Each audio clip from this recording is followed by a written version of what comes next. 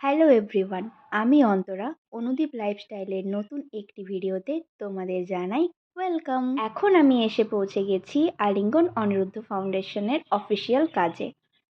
তো দেখতেই পাচ্ছ তোমরা এতগুলো চুল, তোমরা ভাবছো নিশ্চয়ই এতগুলো চুল নিয়ে আমি কি করব। তো এই চুলগুলো পাঠানো হবে অন্য আরেকটি এনজিওতে, যেখান থেকে তৈরি হবে ক্যান্সার পেশেন্টদের জন্য হেয়ার উইগ, আর যা ফ্রি অফ কস্ট ক্যান্সার পেশেন্টদের দেওয়া হয়। কত পড়বে কস্ট?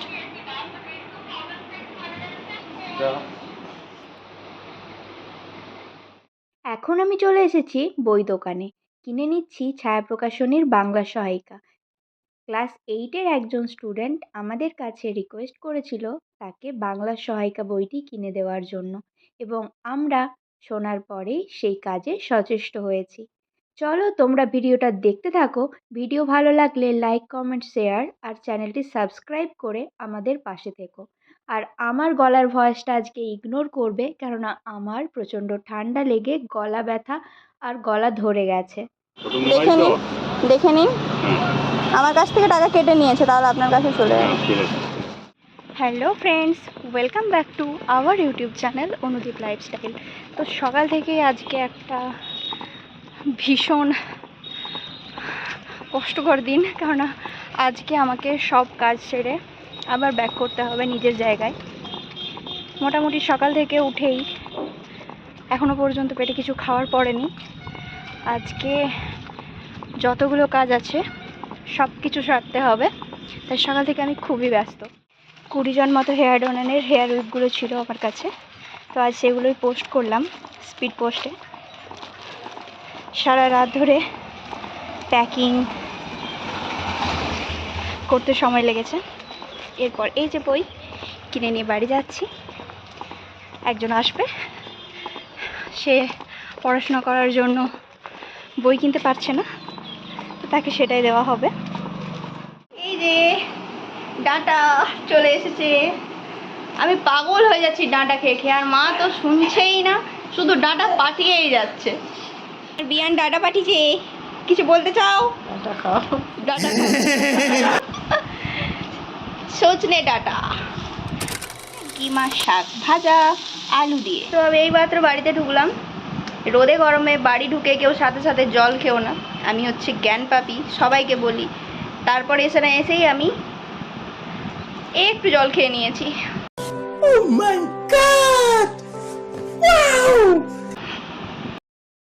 মুখের কি অবস্থা দেখছো? গোটা মুখে ট্যান পড়ে গেছে, এই দেখছো র্যাশ বেরিয়ে গেছে, চোখের নিচে কালি পড়ে গেছে। আমার অবস্থা খুবই খারাপ। স্কিন কেয়ার একদম করতে পারি না আমি। আমার বাড়িতে সারি সারি সাজানো আছে স্কিন কেয়ার প্রোডাক্ট, কিন্তু আমি লাগাই না। সেই জন্য আমার বর আমাকে মাঝে মাঝে পেটাপিটিও করে। Oh my God!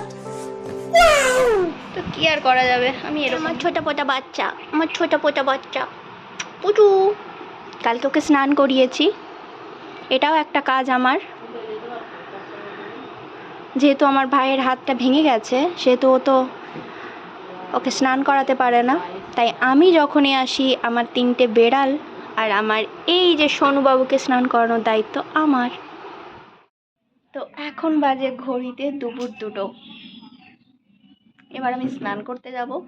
স্নান করে খাওয়া দাওয়া সেরে আবার আমাকে যাত্রা করতে হবে আমার গন্তব্যে। তো তোমাদের সবার খাওয়া দাওয়া হয়ে গেছে নিশ্চয়ই এতক্ষণে। আমিই আছি বেকার মানুষ যে 3টের সময় খাচ্ছি। দেখা হচ্ছে তোমাদের সাথে কিছুক্ষণ পর। আমি স্নান করে নিই, খাওয়া দাওয়া সেরে নিই, তারপর তোমাদের সাথে কথা বলছি। টাটা। স্নান করে বেরিয়ে গেছি, এবার কৃষুর সাথে একটু দেখা করে ওর সাথে একটু কথা বলে তারপর খাওয়া দাওয়া সেরে নেব।